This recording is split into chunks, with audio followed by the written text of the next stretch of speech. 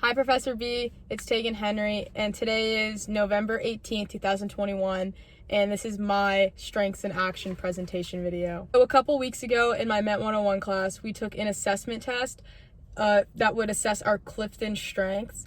And so it would just ask us a couple questions about ourselves and like how we think and how we process to really get a feel for who we are as people and how we kind of interact with the world around us and interact with others.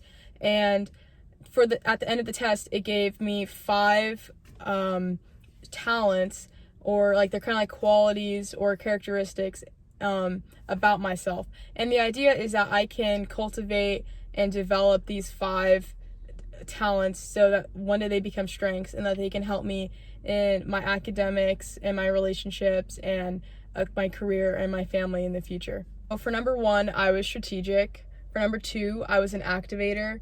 Number 3, I got intellection. Number 4, I got input. And number 5, I got woo, which stands for winning others over. So for number 1, I got strategic. So people exceptionally talented in the strategic theme create alternate ways to proceed. Faced with any given scenario, they quickly spot the relevant patterns and issues. For 2, I got activator. People exceptionally talented in the activator theme can make things happen by turning thoughts into action. They want to do things now rather than simply talk about them. For number 3, I got intellection.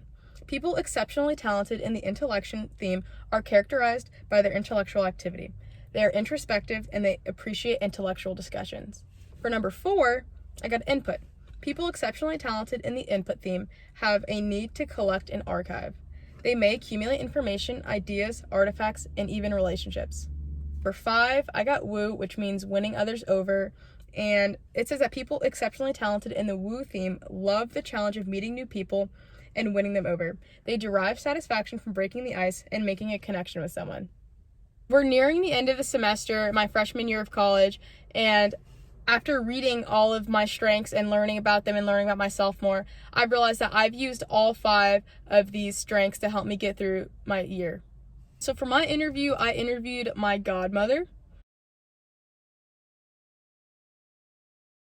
And I described the different strengths to her, and I called her up on FaceTime. I FaceTimed her, and I explained to her what the strengths were. And which is super cool is that because my godmother is a principal and she actually had just taken her Clifton strengths test too. Her school district made them take their Clifton strengths to be able to have like a better work environment and such, and to be able to know themselves better so they could work as a team better.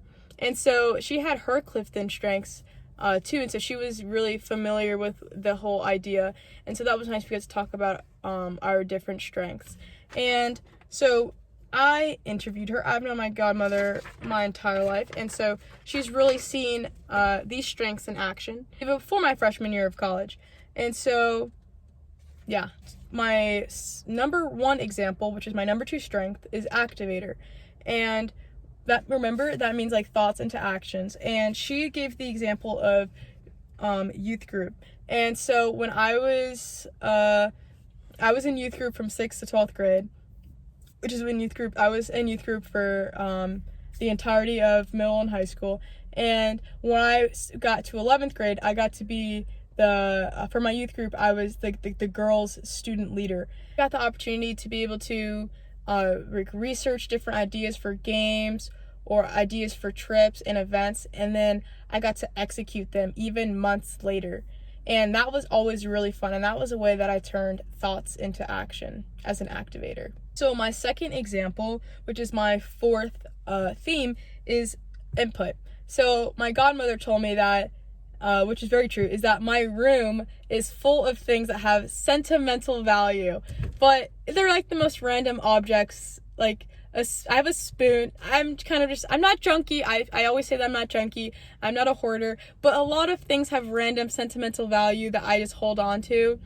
And so she says, like, look around your room, because I have random things that people are like, what is this? Like, why do you have this random rose that some kid gave you at camp like 4 years ago?